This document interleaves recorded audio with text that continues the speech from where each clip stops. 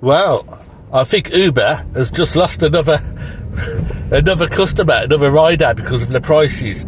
This dynamic pricing is not a good thing for riders. I think that's the reason why Uber is beginning to lose out a bit now. Did a regular run from the Jaipur Construction Centre. Regular customer, pick him up at the airport and take him to the airport. He was going by train today. But during the week, I take him from Jaipur to the hotel in Cardiff. Now, I charge £20 for this, normally around 6 o'clock, so rush hour. But because I was on an airport run yesterday, taking his colleague to Bristol, he had to book an Uber. Now, I charged £20. His mate had to leave earlier in the day and go to the hotel in Cardiff, and they couldn't get an Uber, so he went with Vezu, and Vezu charged him £18 for that trip. I charged £20 for that trip. He tried to get an Uber to do the trip, came back, and they wanted to charge £38. So the guy said he's never going to be using Uber again. He's not going to be ripped off like that. And I did say, look, everybody thinks Uber's this cheap rideshare platform, and it's not anymore.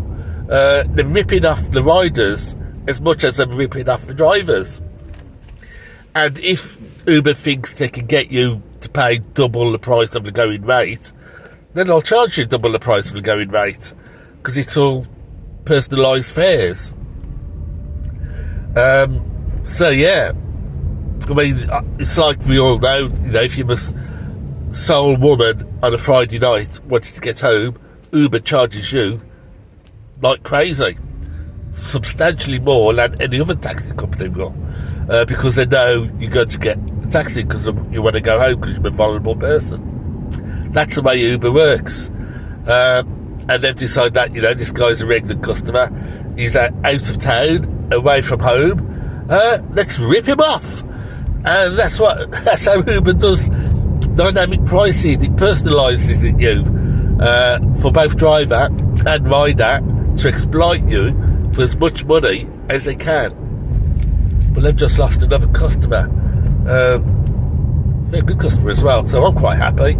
But yeah, I think it's why Uber has gone fairly quiet now, because passengers have had enough and they're moving back to local companies who offer a much better, much more stable fare structure.